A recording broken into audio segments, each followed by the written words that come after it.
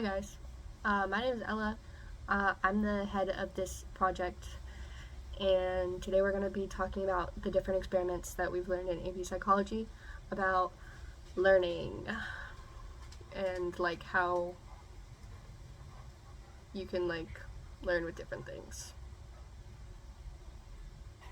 Ignore my dog. We're going to be talking about the Pavlov experiment, the Little Albert experiment, which both of those are really similar, the marshmallow experiment, or the marshmallow test, and the Bandura's Bobo doll experiment.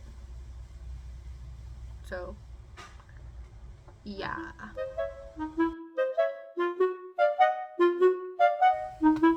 So, first we're going to talk about the Pavlov experiment, and that was set in the early 1900s by a guy named Ivan Pavlov. He basically made an experiment on classical conditioning, and it showed that he can make dogs drool with the sound of a bell. Cool. Okay, this is Pavlov. Hello, Pavlov. And he has a dog, and he feeds his dog. But what does the dog do? Drools! The dog drools. And he's like, what if I bring a bell into this, and I get him to drool with just the bell alone, okay? So every time he feeds the dog, he brings in the bell and he rings it. Slowly over time, he takes the food away. And what is he still doing? Still drooling. Booyah! But over time, the dogs slowly stop recognizing the food as their source of the drooling, and they slowly started recognizing it with the sound of the bell. And so as Pavlov slowly stopped feeding the dogs, with the bell, obviously they're not starving, the conditioned response kind of weakened and disappeared. Okay, so now that we understand that, we know that the dog food is going to be the unconditioned stimulus. The drooling is going to be the unconditioned response. The conditioned stimulus is going to be the sound of the bell, and the conditioned response is going to be the dog drooling at the sound of the bell. Booyah! Another thing that Pavlov discovered while doing this experiment was that the two stimuli had to be presented really close together in time, or nothing would work.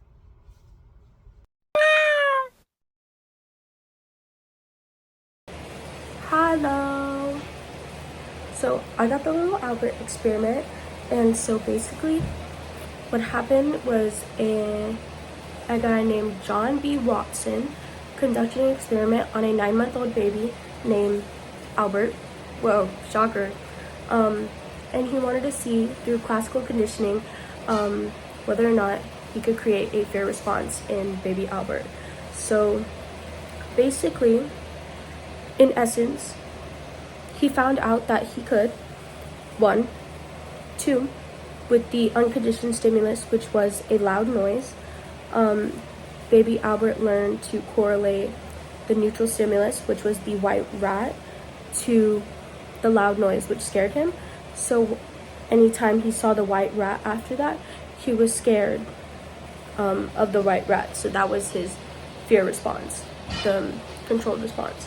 So he was scared of the rat alone in the end, so they didn't even need to make a loud noise. He was immediately scared of the rat or anything similar. So that was the conditioned fear response.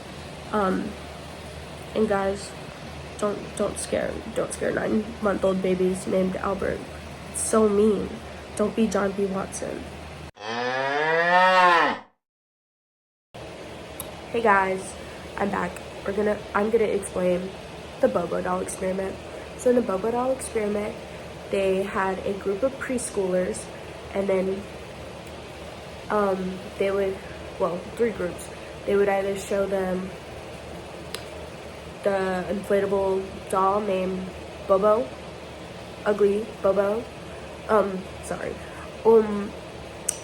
They would just show him by himself, him with an adult that's acting aggressively towards him, and him with an adult that's not acting aggressively towards him. So through this experiment, they found that the children who saw the adults being aggressive towards the Bobo doll, they would try to imitate that aggression, and they would be aggressive, like, period. And it shows that through observational learning, that through the modeling that the adults were doing, that the kids learn the exact same thing, and they do the exact same thing. And that's pretty crazy, if I do say so myself.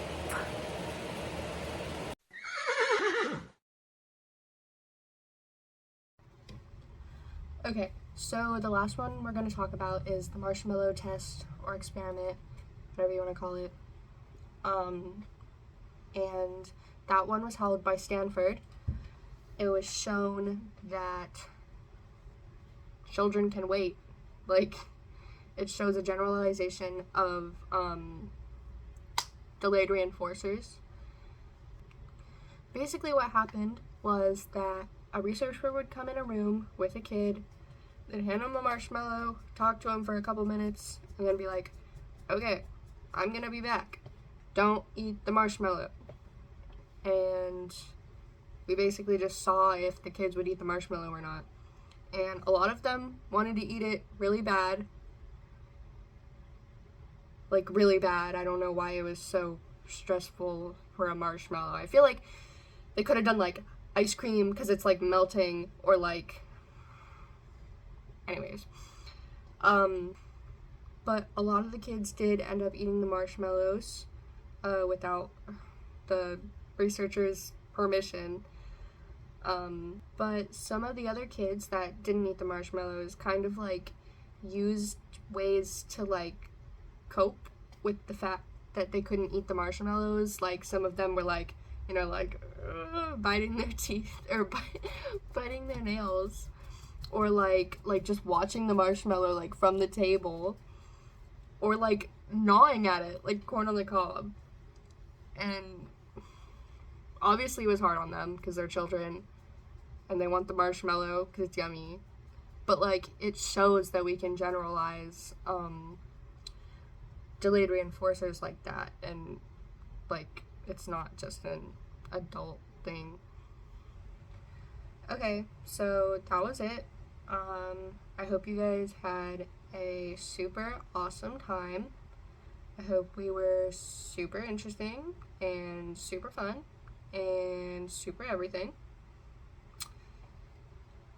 But yeah, learning is cool, and you can learn in many different ways. Oh yeah! Bye.